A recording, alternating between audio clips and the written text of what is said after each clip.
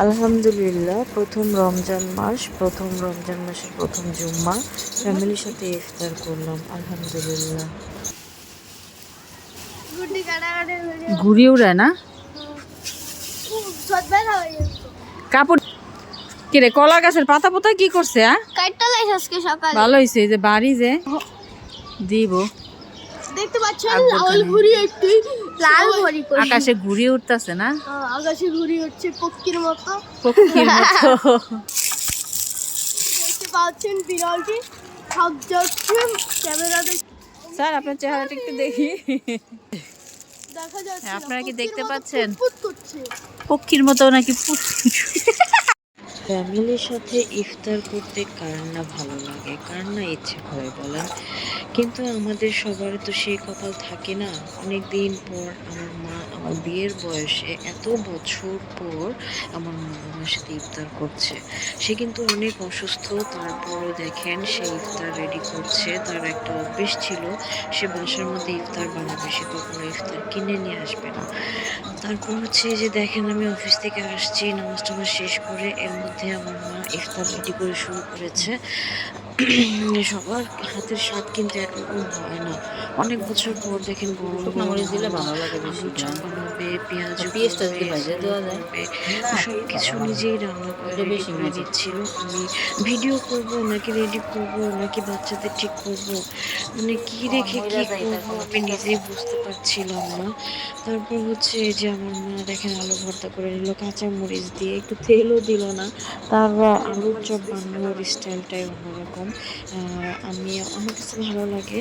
অনেকে হয়তো দেখলে বলবেন যে কীভাবে আলুর চপ বানাচ্ছে, কিন্তু আমার কাছে বেশ ভালো লাগে। তো হচ্ছে আমি বললাম তুমি নামাজ পড়ে নাও, তারপর হচ্ছে আজানের আগে আগে ইফতারটা রেডি করে নিও। তা হচ্ছে আজানের টাইম হয়ে গেছে। এখন দেখেন আমার আলুগুলো চটকিয়ে নিচ্ছে, তেল কড়াই দিয়ে দিচ্ছে। এদিকে আমার মেয়ে শরবত বানাচ্ছে, এদিকে আমি ইফতার রেডি করছি। আমার মেয়েও আমার সাথে করছে। বাচ্চারা আমরা যেমন ছোটবেলায় আমরা যেটা করতাম যে রোজার দিন আসলে আমি আমার দাদি ইফতার টিফতার দিত, আমাদের কি আনন্দ লাগতো। তো আমার মেয়ের মধ্যেও দেখলাম আজকে কি একটা আনন্দ করলো, কিন্তু আমার মেয়েটা একটু ফিল করলো বাবাটা কাছে নাই। ইনশাল্লাহ আগামী বছর করবে, ইনশাল্লাহ আমরা একসাথে ইফতার করবো। আল্লাহ যদি চায়, আল্লাহ ভরসা, সবাই দোয়া করবেন। তারপর হচ্ছে আমি একটু ট্রেন্ডিং করার চেষ্টা করছিলাম। দেখেন একা একা হেঁটে হেঁটে যাচ্ছিল, কলাগুলো শশাগুলো একা একা হেঁটে হেঁটে যাচ্ছিল। বাট টমেটোটা আমি ঘোরাতে পারছিলাম না, যতই চেষ্টা করি হয় না। আসলে আমাকে দ্বারা কোনো কিছুই হয় না, ভালো কিছু সম্ভব না আমাকে দিয়ে, কেন জানি হয় না, জানি না। যাই হোক, কোনো কিছুই করতে পারি না। তারপরে একটু চেষ্টা করলাম।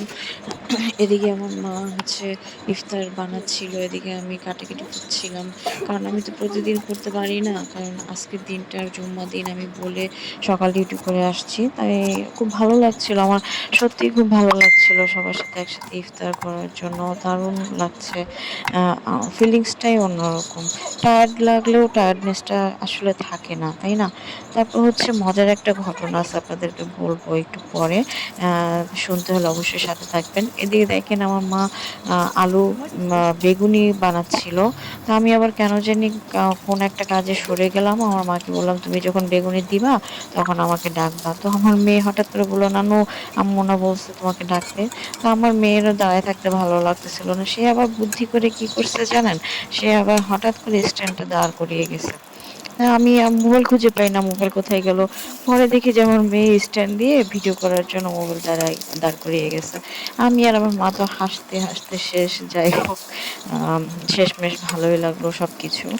আল্লাহ যা করে ভালোর জন্যই করে, যেটুকু রেজিকে থাকে আল্লাহ সেটুকুই, কথায় আছে না, রেজিক যতটুকু আছে ততটুকুই হবে ইনশাল্লাহ। তো আলহামদুলিল্লাহ, খারাপ না, যথেষ্ট ভালো ইফতার করেছি। প্রথম ইফতার তো আমি অফিসে করেছি, আপনাদের সাথে শেয়ার করতে পারিনি, কারণ প্রথম দিন খাওয়া নিয়ে ব্যস্ত হয়ে পড়েছিলাম। আর আজকে একটু আমার বাচ্চারা কাছে, মার কাছে একটু অনুভূতি অন্যরকম। হাজবেন্ড একটু দূরে থাকলেও কষ্ট লাগলো, ভালো লাগছিল। দেখেন আলুর চপ, বেগুনি চপগুলো কি সুন্দর বড় বড় লাগছিল। এদিকে আজান দিয়ে দিবে, আমরা তাড়াহুড়ো করে বসে পড়লাম। অথচ মজার একটা ঘটনাটা কি জানেন, আসলে আমার মা ছোলা বাগার দিতেই ভুলে গেছিল। দেখেন আজানের কত পরে আমরা এই যে মুড়ি মাখাচ্ছি আমি, হ্যাঁ এই মুড়ি মাখাটা আমরা অনেক পরে খেয়েছি। প্রজাপতি। এরপর এর আগে কি করেছি জানেন, আমরা ছাদে উঠেছিলাম, ওই যে আপনারা আগে দেখতে পেয়েছেন না দেখি ঘুড়ি সট উড়ানোর জন্য, তো যে যে ছাদে ওঠার প্রজাপতি পরে আমাদের পেয়ারা গাছে একটা সুন্দর একটা প্রজাপতি আমাকে দেখাচ্ছিল। তো ভিডিওটা করার কইরা সময় যাবো আমি রে দুষ্টামি করে আবার প্রজাপতিটাকে ওই যে সরিয়ে বিড়াল ফেলবো। তো সাহেবটা এখন আমাদের তো বাসায় প্রজাপতিটা কই কেমন গেল? লাগলো, ভিডিওটা কেমন লাগলো একটু সাথে থাকবেন বলে